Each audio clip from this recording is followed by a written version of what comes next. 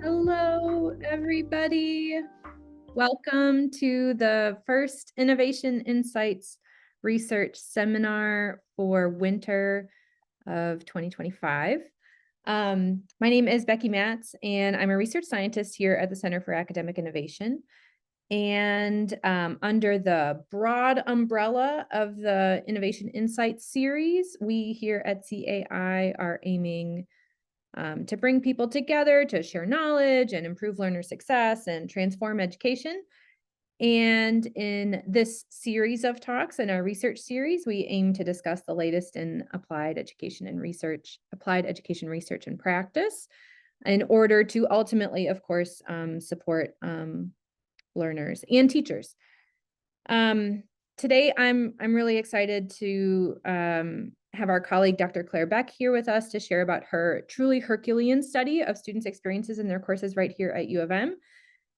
Claire is a research scientist in OBP, the Office of Budget and Planning, and is the project manager for ASSET, which is a great group of researchers and faculty and staff and administrators from several colleges and offices around U of M, investigating questions related to equity and student success. So I'm so excited to have Claire here with us this afternoon.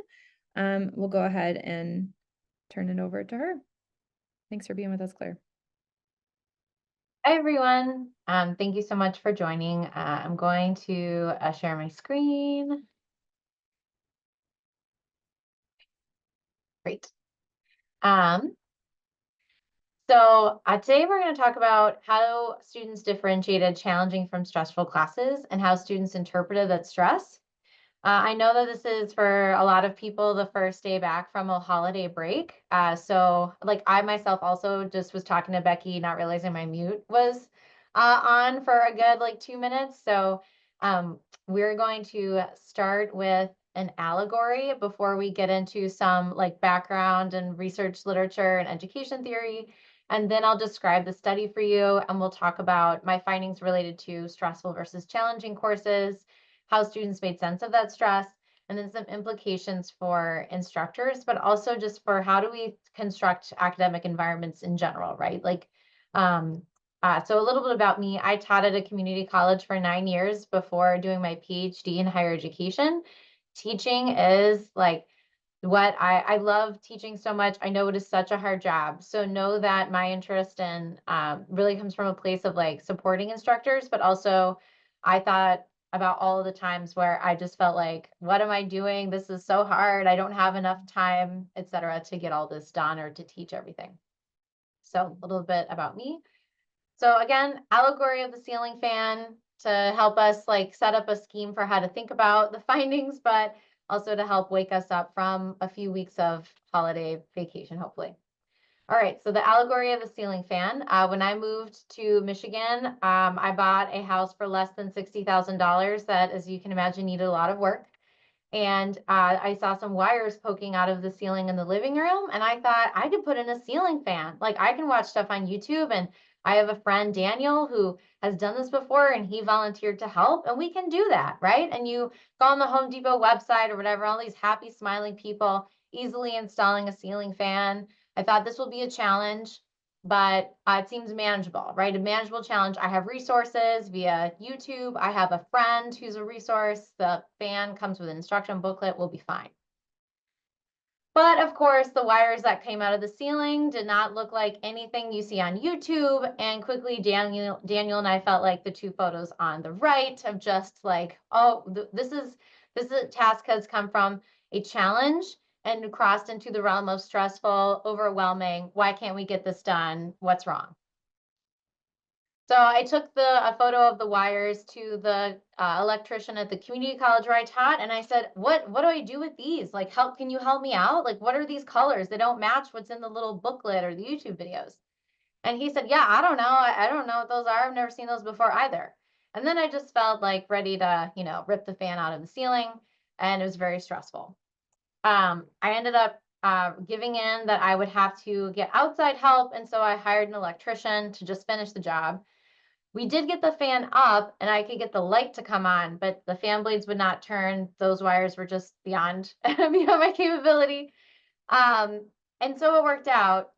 But sort of walking away from that experience, because the task was so challenging and because it was so stressful, right? Because the wires were not how they should have been, and because there was some partial success, like Daniel and I were able to get the light to come on, I felt like those two things led to bragging rights, right? Like, wow, this experience was so stressful, but like we did great. Like it kind of added to the sense of accomplishment. But I really wonder, like, is that how the formula should work, right? So, for example, I had the funds to hire an electrician. I didn't want to spend the money, but I could. And that's not always the case. Not everyone has the resources to help them out. But also, should I have thought, should I think like, wow, I like this was so challenging. Like, look what we were able to do because the wires were faulty in the first place. Like, is that how how the scenario could be interpreted, or are there other ways, right? These issues about like who has like access to what, and like how do people make sense of the stress, and when does something become a challenge and cross into the threshold of overwhelming and feeling like you don't have the resources to complete the task, very much show up in what we're going to talk about today. So some background literature and theory, a little bit of education theory is that again helps frame the study and helps make sense of what we're going to talk about, is Vygotsky's zone of proximal development. So Vygotsky theorized that there's like, an easy task is something that a learner or student can do unaided. They can do it by themselves. It is not a challenging task, but then really no learning is taking place, right? Or little learning, right? Because they're not being challenged. They don't have to stretch. They don't have to extend themselves. And then on the outer circle is something that the learner cannot do, even with help, right? It is beyond their capability. And again, Vygotsky was he thought about development. So like, children going through various stages, their skills, capabilities, etc., like grow over time. So it doesn't so I'm not going to take a developmental perspective in the study today, but it's still a useful model for think about. There's like too easy, there's too hard, and then that zone in the middle, sort of the Goldilocks zone, if you will, is what the student can do with guidance, right? The student has resources, can go to office hours, can study with friends, right? So it's a challenge, but it's not an impossible task. And so I like to think about, how do we aim for this middle circle, the challenging but not stressful zone, where development, where growth, where learning can happen, but the student doesn't feel overwhelmed and discouraged.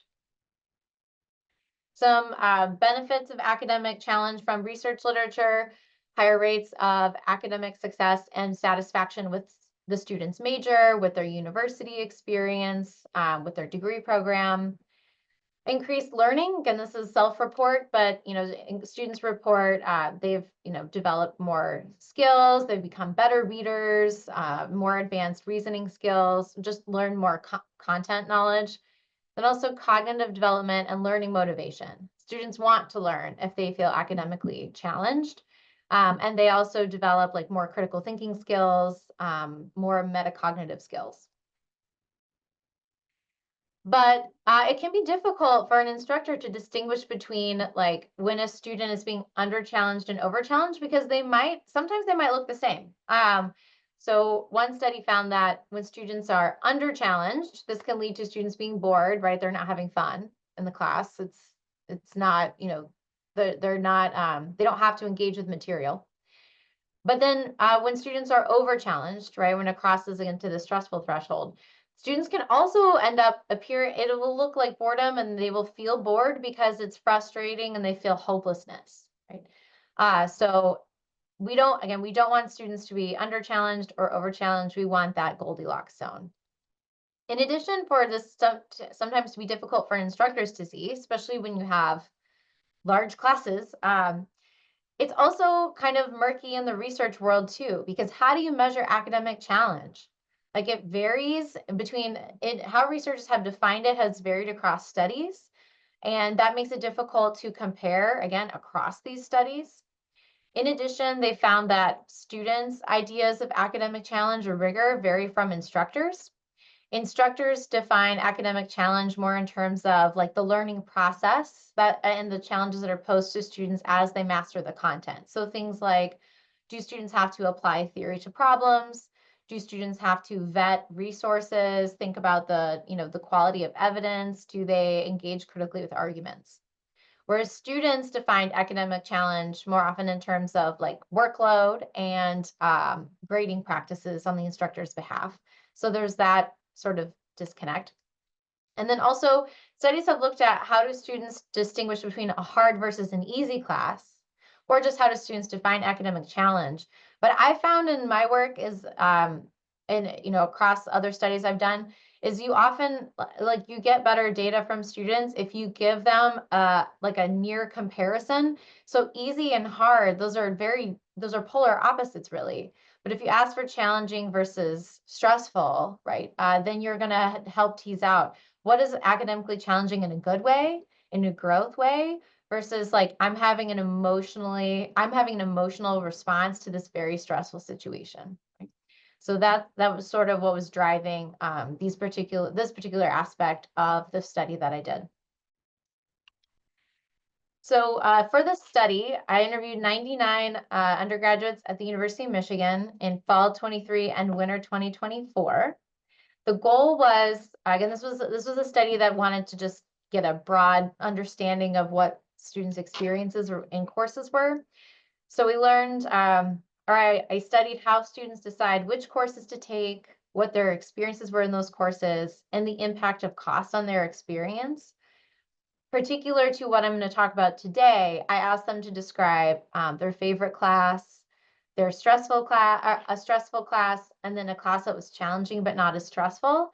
And then why, like what made the class stressful, what made the class challenging but not stressful, what helped them deal with both of those classes, and also the impact that the stressful class and the challenging, not stressful class, the impact of those on their broader experience at the university. I know that this talk is open to the public, so maybe not everyone here is from the University of Michigan. The University of Michigan has several schools and colleges that all serve undergraduates. The College of LSA is the largest. It's literature, science, and arts. And I was worried that if I just did a random recruitment, I was going to wind up with mostly LSA students, when really I wanted to hear from students in all schools and colleges. So I did a stratified semi-random sample where I would randomly select a certain number of students from each school and college, and that way I could ensure I would hear, or at least try to hear from a student in at least one student from every school and college. That worked out with the exception of dentistry. No one from dentistry signed up. And if you are looking and doing some quick math of the numbers in the bar graph, yes, it's higher than 99 because there were 13 double degree students. And I will say that double degree students can really share some fantastic insights into different course and department cultures because they're very much embedded in two schools and colleges at the same time. The study participants were also diverse racially. So the University of Michigan is a predominantly white institution. So most of the largest racial group in the study were white students, but compared to the enrollment at the University of Michigan in general, Black students and Latina students were overrepresented in the study. And then it was a pretty even distribution by how many years they had been at the university, right? About 25% first through fourth years. There were 17 students who were first in their family to go to college, 11 transfer students, and 2/3 of the study were identified as women. And that's pretty typical for studies. It's hard. You have to work extra hard to get you have to work really, really hard to get like a 50% split between men and women. And there were 2 non-binary students. So again, trying to hear from diverse voices about how they think about these courses. So into the findings, some features of stressful classes included unhelpful instructors, unclear expectations in grading, high stakes and mismatched assessments, and heavy workload and the content being very fast paced. And then also peers. I want to note that some of these have been found in other studies about what pose academic challenge for students.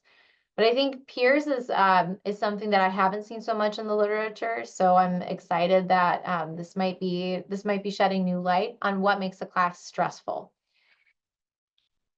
So first, thinking about some unhelpful aspects of instructors that students talked about. The major theme was feeling like students could not ask questions. They talked about either the environment was such that they didn't have time to ask questions, like the class moved too fast, there were too many students, there was just like no time to ask questions, or feeling as if the instructor did not want them to ask questions. And when I pushed students on, well, how do you know, right? How do you know questions weren't welcomed? They talked about watching other students or themselves asked a question prior or previously, and that was met with like a rude comment, or the instructor got really defensive, or the instructor just didn't want to answer the question at all. Students talked about some instructors not being very tolerant of mistakes or students getting something wrong. And that made students feel like their stress levels went way up because they felt like they had to get everything perfect. One student described the instructors having like a militaristic personality. If it ain't perfect, then it ain't good. I'm quoting the student there. And students just talking about like very little acceptance for mistakes, and that it really increased their stress levels. And then the icon on the right is supposed to be an ivory tower. And what I'm trying to get at with that symbol is that students also talked about they had professors or instructors or GSIs who knew the content and were complete experts, but could not or would not like break it down for the student in a way so the language is approachable and so the student could increase their understanding. Students talked about going to office hours and asking for further explanation and having an instructor who would repeat the same explanation, but like the explanation didn't work the first time. They needed like a different set of language or a different sort of illustration. And so all of that was really was what made a class stressful, because they felt like there wasn't a way to get more help from the instructor. And they felt afraid to ask for help. Another was, and I'm trying to avoid this, but this is a seminar, online seminar, so I don't know how to avoid it, is just having too many slides.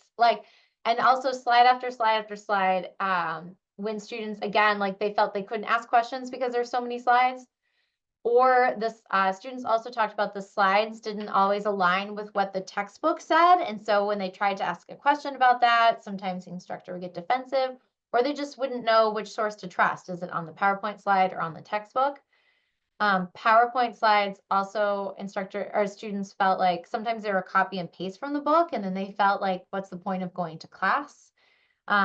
But just, students talked about lecture sessions with hundreds and hundreds of slides, and they felt completely overwhelmed.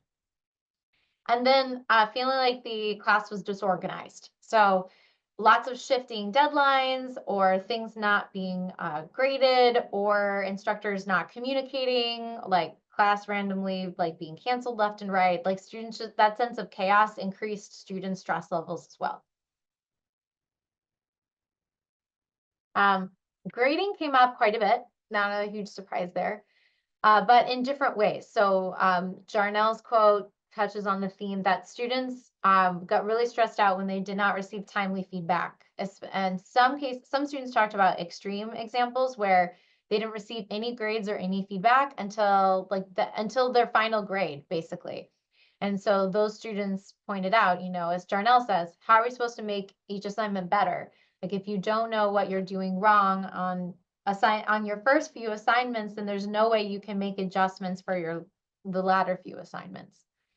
Or even just getting feedback. Like some students talked about going almost the entire semester without getting any feedback or without knowing what their grade was. Curving came up quite a bit, either in terms of curving exams up, or the Ross grade distribution, where only a certain percent of students are allowed to get A's, B's, etc.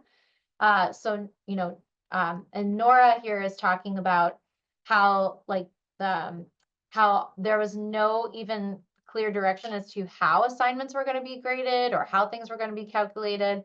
And then Evelyn is referring to the Ross grade distribution, where Like she described it as an overarching stress that's hanging over your head throughout the entire semester. I should say too, sorry, these are all pseudonyms. So like these students can't be identified. But that stress of, I don't know what my grade is, how am I going to do well? I don't know what I need to do better. And I don't know if I need to do better because I don't know what my grade is, right? That came up a lot. And then a few high stakes exams were also associated with stress because it felt to students like no matter what effort they put in, if they were doing well on homework, if they were going to class, one bad exam would tank their grade. As what Chris is pointing out, right? The exam is worth 90 or so % of the grade, then all of that effort doesn't matter. And then John M. brings up a point that reflects a couple themes that came across in the findings, is that like you think you're making progress, right? He says, I thought I was doing well, but then you take the exam and it's really hard. And getting a 75% on a practice exam and then getting a 20 to 30% on the actual exam, that was stressful because the practice exam was not a good indicator, right? Like it didn't reflect the exam content. And then also the fact that the average exam score was 40%. And he said that just caused a lot of stress, right? Even if the average is 40 and you have a 20 to 30, the fact that the average is 40 is just stressful for students. Even if the curve was up, right? John said he ended the class with a B, but even just going through the experience of the dramatic curve was stressful.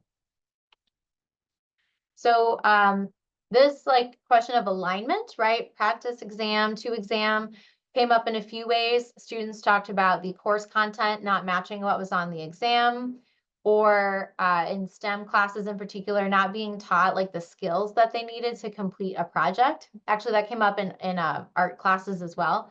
So just feeling like there was no on-ramp to do well. It was more just a disjuncture between the course content and the assessments. And then students feeling like they were working really hard and doing all the things and just not getting anywhere, right? One student, Colette, I'm reading her quote here. She said, kind of felt like I was putting a lot of work and I wasn't seeing any result or kind of learning.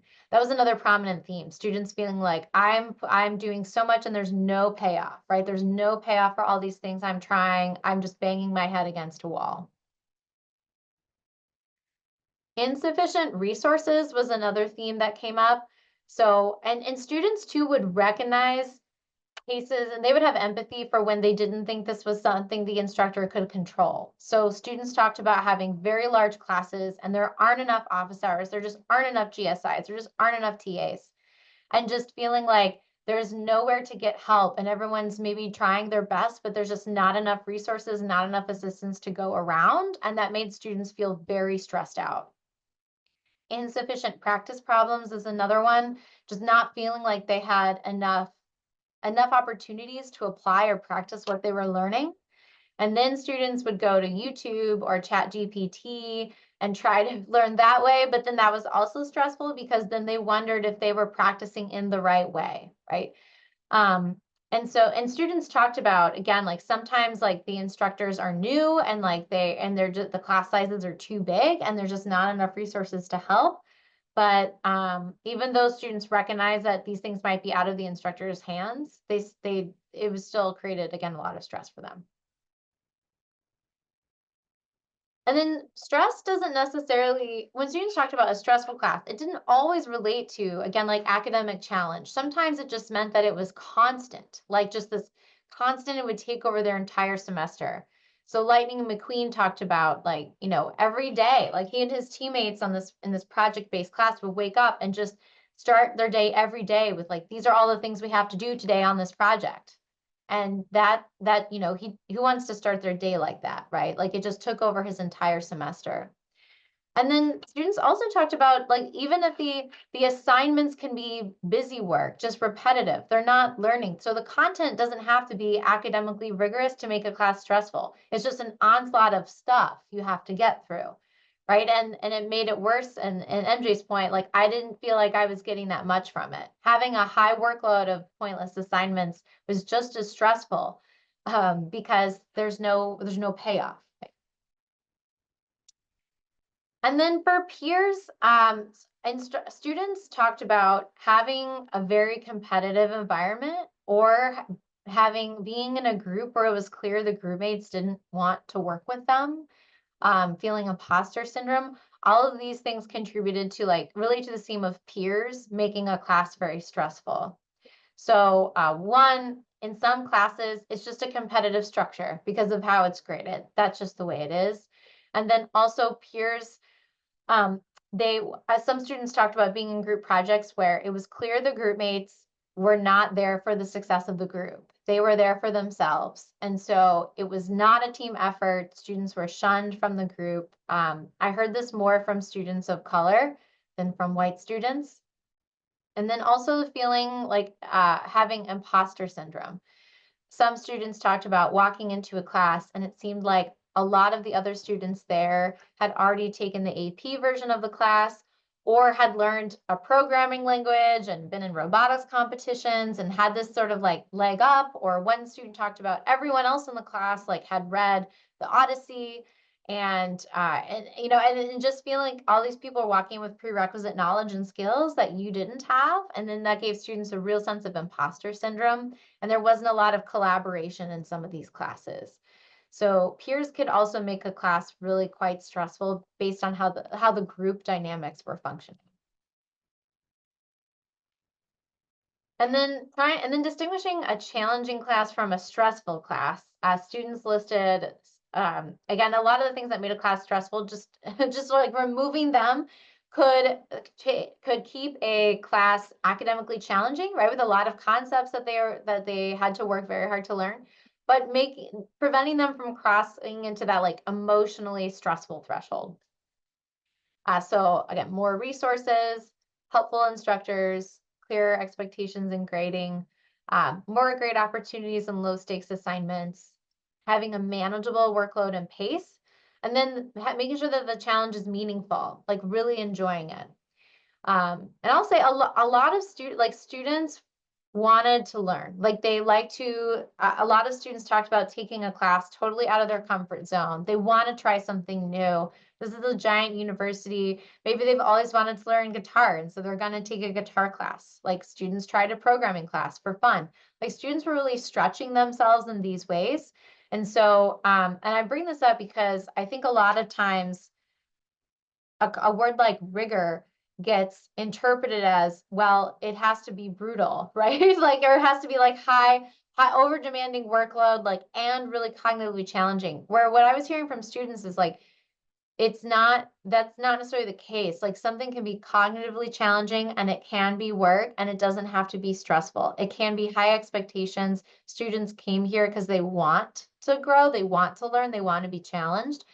And that can be, you can still have rigor without stress, right? Is what students were indicating. So one of the major themes that kept a class challenging but out of the stressful zone is when they felt like the professor was there to support their learning. So students talked about, again, just being able to ask the instructor questions, the instructors being open to questions and being approachable really mattered. I'm trying to anonymize the classes here because I'm trying to protect people's identities in this presentation. But so Spire was talking about it really matters that when the professor really wants you to learn, and he was comparing two different professors where the professor who taught the class he identified as his most stressful class was just there to do his job, right? Whereas the professor in his challenging but not stressful class really wanted students to learn. And Warren talked about being in a challenging lecture-based class, high stakes exams, but it wasn't as stressful as her other class because the instructors were okay with students. They gave students extra resources and questions were encouraged, and it was okay to be wrong, right? If a student got the answer wrong, they weren't judged for it. They weren't made fun of. They weren't criticized. It was okay to be wrong. And that really mattered for students. Aligning classroom content with aligning course content with the assessments mattered. So Nicole for her most stressful class, said her class was very stressful and it was a lot of high stakes exams. And then she said her challenging class was also like completely exam based, but it worked, but it wasn't as stressful because the exams were more reflective of the course content. And it wasn't as stressful because there wasn't a curve, right? So Nicole's, even though both of these classes had high stakes exams, having the content align with the assessment, remove that stress level, right? Nicole talked about it being more manageable to do well and also there wasn't that like sticker shock of everyone's getting a D on this exam and then we'll curve it up, right? And then Rosie talked about the class was really hard. The instructor was a hard grader, right? This was academically challenging, but it wasn't stressful because she knew what she needed to get done, right? And she knew she would get good feedback. If you get good feedback, then you know what to do better on the next assignment. These things might not seem like earth-shattering, but they really made the difference for students in terms of, yes, this is a challenging class, but I don't feel overwhelmed and I can see a path forward here. And then when students had a lot of assignments, students also talked about having a lot of assignments that were lower stakes or having the opportunity to resubmit was very helpful for reducing their stress.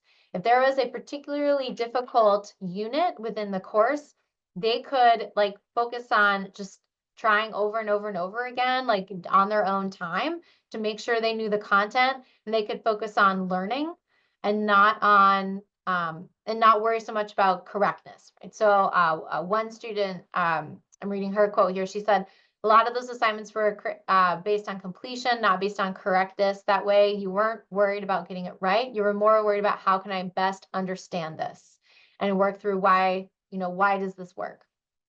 And so students felt that really was, again, beneficial to them understanding very difficult content. And students also said when they had fewer high stakes assessments, right, when they had a lot of opportunities a lot of different assignment categories to work towards their grade, it felt like, as Evelyn said, it's not the end of the world if you slip up, right? Again, they could think more about learning. One student described as redeeming herself, which also says a lot about students thinking about their grade reflecting their worth, right? If she didn't do well, she can make it up in another assignment. Having a manageable workload and pace really helped them learn challenging concepts. Again, students recognize that this wasn't always possible because some classes move really quickly, but one student talked about in their engineering class, like if one engineering class was very challenging but not as stressful as a different engineering class because the first lecture introduced the concept, the second lecture built on the concept, and then they could go apply it in the lab, right? So having time to like really get through something helped it stick and so that made a challenging class much better. And then also having instructors who were willing to like break concepts down. So as I mentioned earlier, when students talked about going to office hours and the instructor like couldn't explain it in a different way or like didn't use language that was approachable for the student, having an instructor who tried different ways to explain a concept if student was having trouble really helped them. And then in addition to that, discussion sections came up as something that could make or break a class. So some students talked about having discussion sections where it was just like giving you the answers to the homework, and that's not helpful. Whereas other discussion sections would actually function as like, let's really dig into what's going on here. Actually working as like a supplement to the lecture and not I'm reading you the answer sort of session. And I want to bring that up too, because I think sometimes the learning that happens in discussion sections it's not discussed as much in the literature. And I think discussion sections can really matter. And students really recognize their importance. And then having a meaningful challenge. Mark here talked about, everything was very purposeful. Mark took a section of English 125, that's like the intro college writing here at the University of Michigan. And he thought that his section of English 125 compared to other student sections had a much higher workload. And it was just way more difficult, right? But he said, it was demanding, but there was reason and purpose, right? Everything was very personal, or everything was purposeful. And he said it was worth it because he said it made him be a better writer. When students saw a value in the challenging content, like they saw it connected to their career, or they saw that the concepts built on each other, like they were more, it made the challenges easier to deal with and they were more motivated. And class size mattered as well. Not because students were afraid of lecture halls or anything like that, but because when classes were smaller, students said they felt more comfortable building a relationship with the instructor. And so then they felt more comfortable asking for help. And asking, getting to know their instructor helped break down that fear, that barrier of I'm afraid I'm going to look, stupid if I ask for assistance. Students also talked about when they were in smaller classes, they could get to know their peers better, and that helped reduce the level of competitiveness, right? And so they really, it wasn't completely universal, but that was another thing that came up, that students connected having a smaller class size to having just a less stressful environment because they could build relationships. Again, I recognize this is not always possible because of universities and tuition revenue and teaching teaching loads, etc. But maybe this helps think about creative ways to build relationships even if you are in a large lecture room. And so now that we've gone over what distinguishes a stressful class from a challenging, I saw some interesting patterns that I didn't quite expect in how students made sense of that stressful class experience, right? So there were sort of three, and I didn't ask them about this specifically. This just came out of the interviews.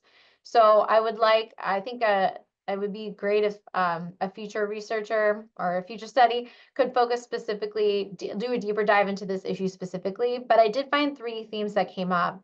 One was similar to my experience with the ceiling fan, where like the wires were so messed up. The extent of the challenge made me feel like I had more pride, right? That I got anything done at all.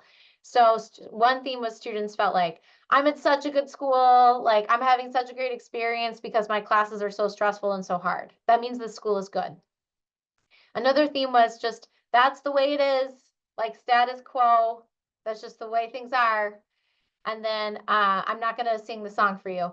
And then the third theme was students interpreting their stress as an indicator that they're at fault, that like they don't have what it takes to be here. So for the first one, having a stressful class was proof that Michigan is a good school and you're going to a good school and it's worth it, right? Anna said, it made me appreciate my education a little more and appreciate that Michigan's a pretty challenging university. Anna also said that she thought that quality price reflects quality. So if you're paying a lot of money, it also means you're at a good school. So something for us to just chew on for a second. And then Dustin talked about, Dustin talked about a truly just, it sounds horrible. Like I was feeling stressed out hearing him talk about this class. Like Dustin described this introductory class where Dustin described the instructor as a dictator. He used scare tactics. It was bad for your mental health. Dustin said the instructor was notorious for being very strict. He's never satisfied, but he's also known for being one of the best professors because you'll learn a lot, right? And so that is the reputation this instructor has. And Dustin says, well, I'd rather be challenged than be babied. I want to get my money's worth, right? And in the moment, right, Dustin said, you get so upset. It's hard to look at it in a positive way, but looking back now, it's positive, right? But again, remember, this is like, yes, the instructor was a dictator. Yes, this was bad for my mental health, but I learned a lot, right? And then John M saying, it was John M again described a very stressful class and said, but I'm learning from the best of the best, right? They're so good, it's so hard to understand, right? Like they're pushing my limits, right? So stressful class means you're going to a great school. You're learning a lot. Another interpretation was stress is intentional and necessary, right? Luna talked about an intro class for her major where, it said the class was designed to take up a lot of time, but they do that on purpose. Luna said that semester was so overwhelming for her. She had to just like cut off all social ties, like get out of organizations. And it said, oh, but they do that on purpose, right? This is just the way it is. They want to make sure you're committed. Again, Evelyn said, you need to struggle. It's a necessary obstacle. Like Colette said, it's part of the deal. When you go into engineering, it's going to be rough. Like that's just stress is part of what it's like to be a university student. It's necessary.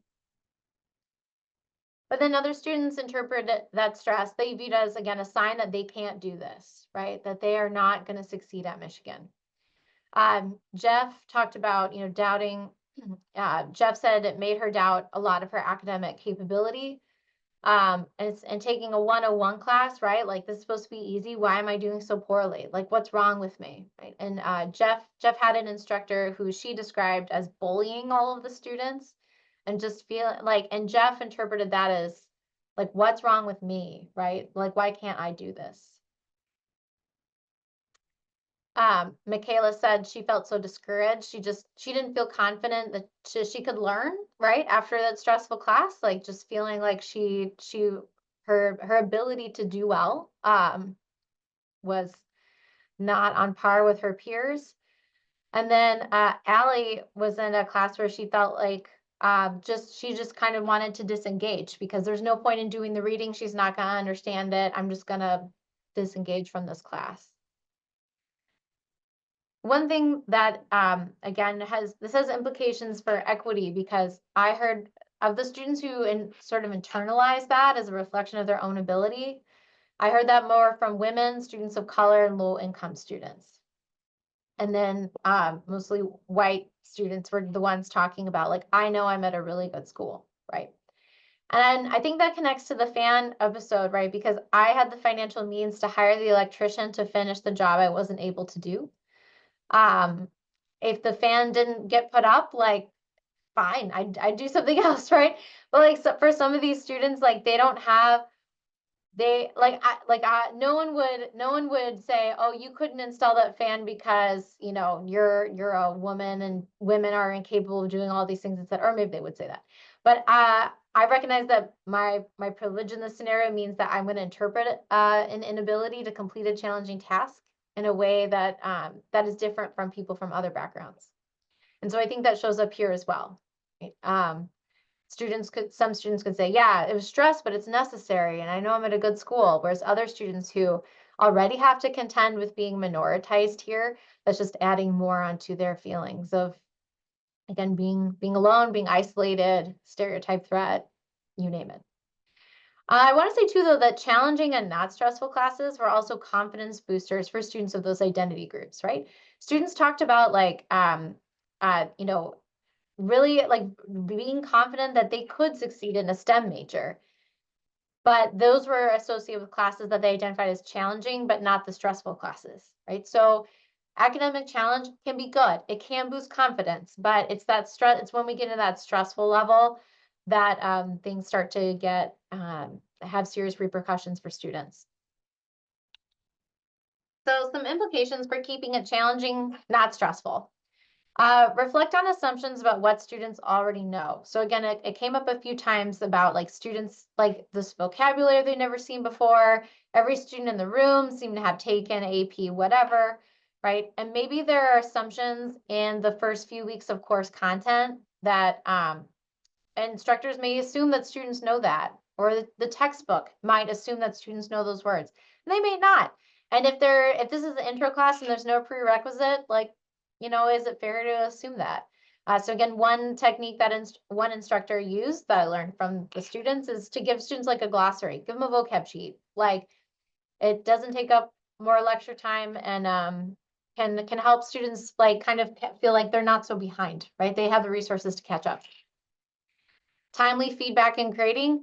I recognize this is difficult given workloads and lots of assignments, but and it's also that trade-off of like if students want more low stakes assignments and they want quick feedback, like how do you reconcile these two, right? I wish I could solve that problem for everybody, but as much as possible, some sort of timely feedback, some sort of timely grading, at least with the first assignment or two, because that way students had a sense of I know what to do to meet the expectations for this class. And then be transparent about grading. Is there a curve? How will things be curved? What's the rubric, right? Students also talked about just not having a rubric for a lot like written assignments. And then set expectations around questions. So I'm phrasing it that way because maybe you teach a class with 300 students in a lecture hall, and so you cannot tell students, feel free to ask me a question at any time because you have 300 students in a lecture hall and like an hour to lecture. So that is not realistic for you. But maybe say like, at the end of the lecture, like write down your one or two muddiest points and then email me or bring it to your discussion section. Like set up some expectation structure around like, we value questions. We can't always answer every single question in the moment. So like, here's the path to getting your questions heard. That may help students realize that like, you do want them to ask questions and you do want to help them, even though it might seem like that's not possible given the structure of your class. And then give as many resources as possible. And that has implications for equity because some students talked about being able to hire private tutors and like not all students could do that.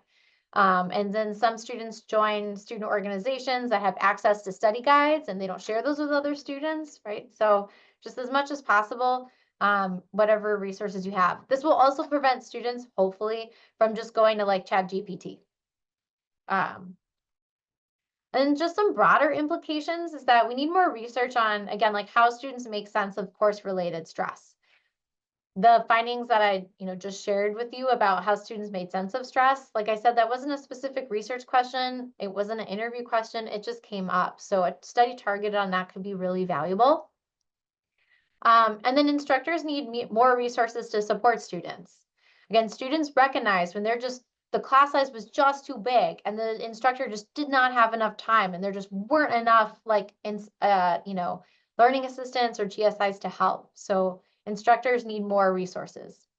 And then also to beware about this culture of stress equals excellence. You can have rigor, you can have academic excellence without stress, right? Without overwhelming stress. But one thing that I'm walking away with from this study is that some students were interpreting because I'm stressed, that's how I know it's good. And I don't know if this just maybe again gives us something to pause and think about. So thank you so much for attending. And I'm happy to answer any questions you have. Looks like we've got like 11 minutes left. Yay. Thank you so much, Claire. Thank you so much. I'm sure there's some folks around who have a question or two. I'll invite you to use the raise hand feature just so if there's more than one at a time, we can kind of keep folks in order. While those are coming up, I was sort of I was really struck by the like price equals quality and difficulty equals quality sort of thoughts. I was kind of thinking about it in like economics, right? Like there's businesses don't lower their prices beyond a certain point because then it like mars the, can mar the perception of quality that we have of certain brands. And this is just sort of just a comment that in the difficulty equals excellence vein, it has this analogy to hazing.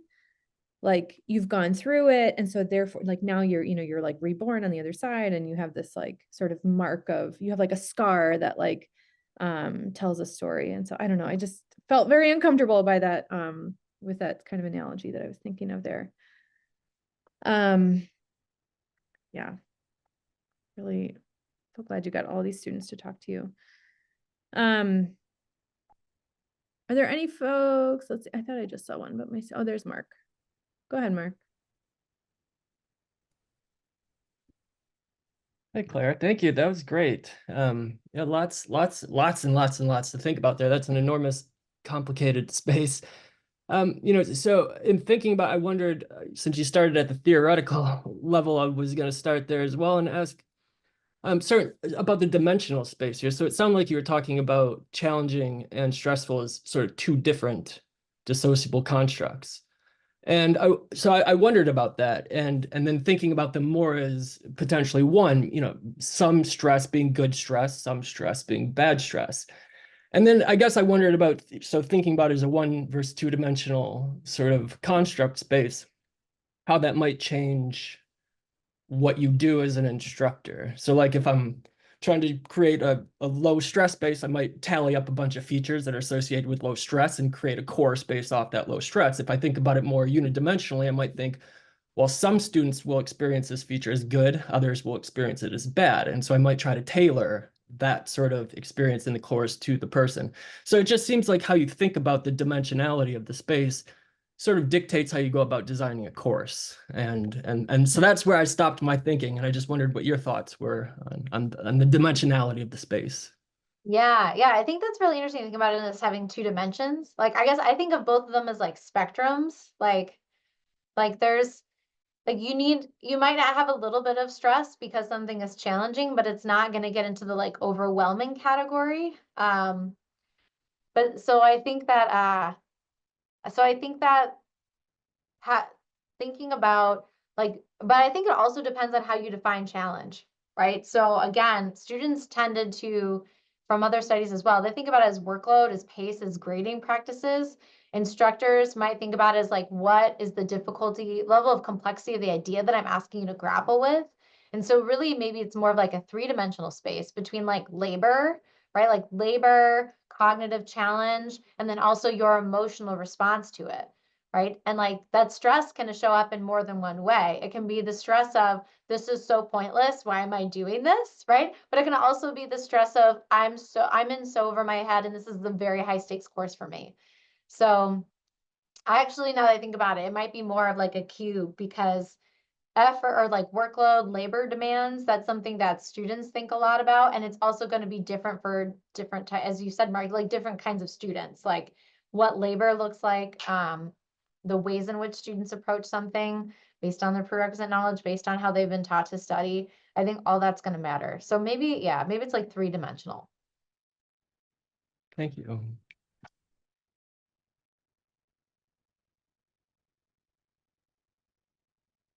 What else are folks thinking about out there?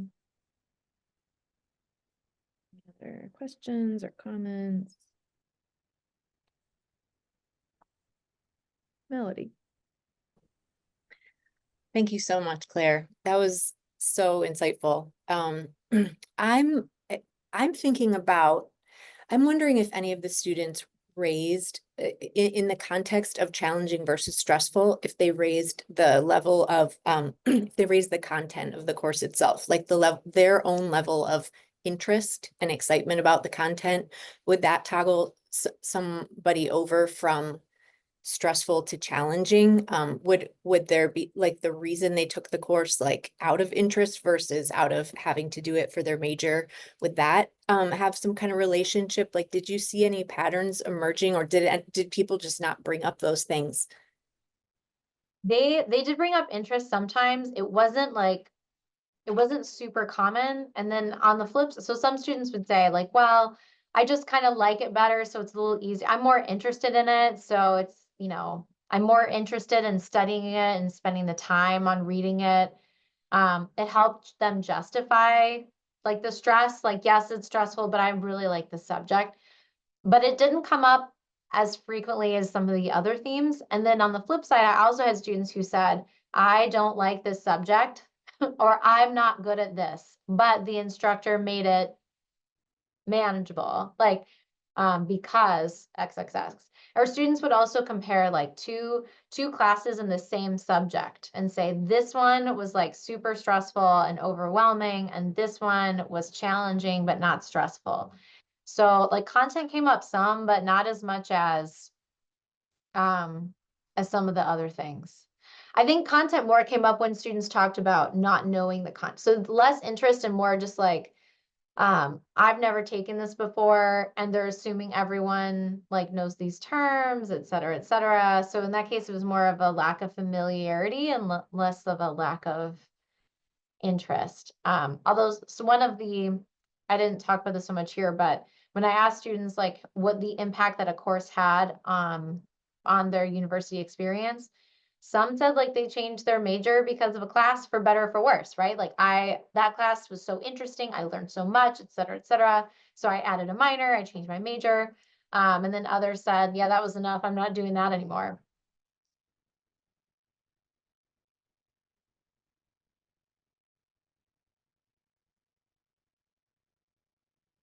I see Kate's hand, I think. Okay, so if you had a magic wand and you could ask instructors to make one change to their own course to help students with this, where would you encourage them to go? What do you think would have the most impact if there were one change? Like, how magical is this wand? Like, is that like, is this can It's I like magical, but you extend? can't change class size because that's institutional level, right? Like it's something an instructor can do. Yeah. I think so this is something the instructor can do, although they might not always have the capacity to act on it, is like get a good sense of what everyone in the class, get a good sense of the extent to which people on the first day have a familiarity with the content that you think they should have. Because I think that touches on several themes in here. So like peers, right? Like if you know that like most of the students in the class don't know X term, and then you've got a few students who are like, I've read this, or I know this, et cetera, then you can call out and say like, this is an intro class. Like that's, not a lot of students talked about it, or like decipher some of the terms being used. So I think that would be helpful. Again, you might not always have time to like slow the class down and go over it, but just getting a good sense, and it's probably more important for the intro level classes. If you have a bunch of prerequisites, if your class requires a lot of prerequisites, then you might have a better idea of what students know coming in. But I think that it tends to, it tells the students like, I want to make sure that you all, what you know. And so if you already know a bunch of this stuff, then like, we're not going to cover it, right? So we can spend more time on the stuff that's more challenging. Or if you don't know it, I care about what you don't know. So we'll start there. So I think that sends a good signal to students that you really care about their learning. And it also like helps more even playing field. So yeah, I mean, really, I want to say like be able to have time to like give thoughtful feedback and answer every single student's question, but like that's not realistic because now you're into class size issues and teaching loads, et cetera, et cetera. It's a great answer though. Thank you. And thank you for this work. Thank you for having me. Yeah. We're close to top of the hour, so we'll leave it there. I'm sure Claire's open to further questions if folks have them by email or whatever.